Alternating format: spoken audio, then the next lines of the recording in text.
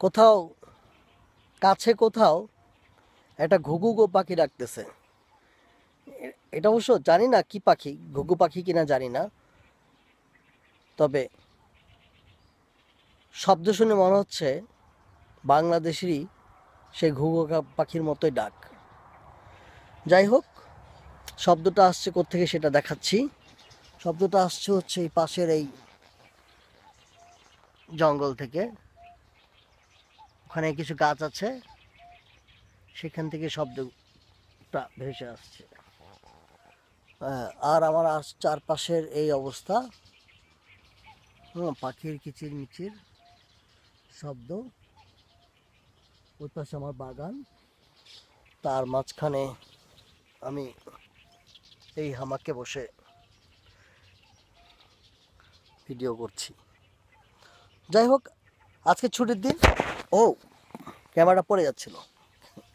আজকে ছুটির দিন, বাগানে আসছি কাজ করতে। জুন মাসের 14 তারিখ, আজকে রবিবার। আবহাওয়া 27 ডিগ্রির মতো। তো বাগানে যাওয়ার আগে একটা পাখি, এটা হচ্ছে বাংলাদেশের সাথে তুলনা করলে বলা যাবে চীনা মুরগি। দেখছেন না, অনেক চীনা মুরগির মতো এক ধরনের মুরগি এখানে প্রায় আছে। ওটাও ধরতে গেলে উড়ে যায়। এটা হচ্ছে জিমের গার্ডেন, কানাডিয়ান আমার বন্ধু, সেই জিমের গার্ডেন। এখানে জিম অনেক, এই যে সবজিগুলো, জিমের সবজিগুলো এগুলো। তো এই লম্বা লম্বা যে গাছগুলো দেখা যাচ্ছে, এগুলো হচ্ছে মানে ধইনা পাতা। তো জিমের বাগানে ধইনা পাতার মাঝখানে এই করছে সেই মুরগির মতো সেই পাখিটা আর কি, চীনা মুরগি যেটা বলা হয়। প্রায় তিন চারটা চীনা মুরগি প্রায় আসে এখানে, ডিম পারছে। তো জিম ওগুলো খুব মানে যাতে করে মানে কেউ এটাকে ডিস্টার্ব না করে ওইভাবে একটু ঘেরে দিয়ে প্রোটেকশন করে ও পালতেছে এরকম আর কি। যাই হোক, এই হচ্ছে অবস্থা আর কি। তো চারপাশে পশু পাখি, পশু আছে।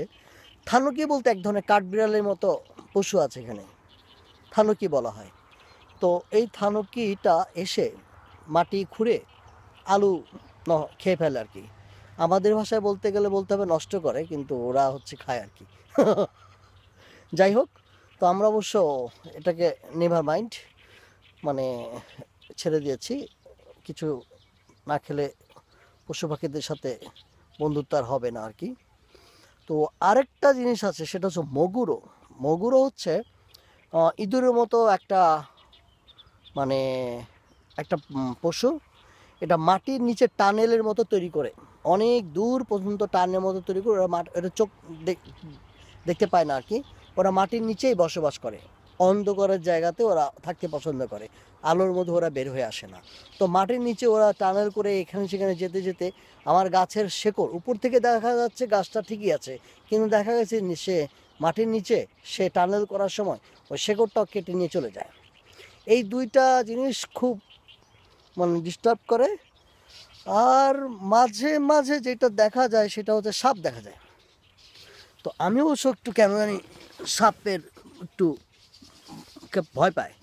মাঝে মাঝে মনে হয়, যখন আমি এখানে বসে থাকি, মনে হয় যে উপর থেকে হয়তো সাপ এসে আমার এর মধ্যে মানে আসলে চৈত্য ফিল্ম এত বেশি দেখছি, যার ফলে ওই ইমেজটা চলে আসে উপর থেকে বিশাল বড় অ্যানাকোন্ডার মতো কিছু একটা নেমে আসতেছে, এটা সেটা এরকম অদ্ভুত অদ্ভুত মানে জিনিস ভাবতে শুরু করে দেয় আর কি। যাই হোক, এই হচ্ছে এখানকার আশপাশের সিচুয়েশন।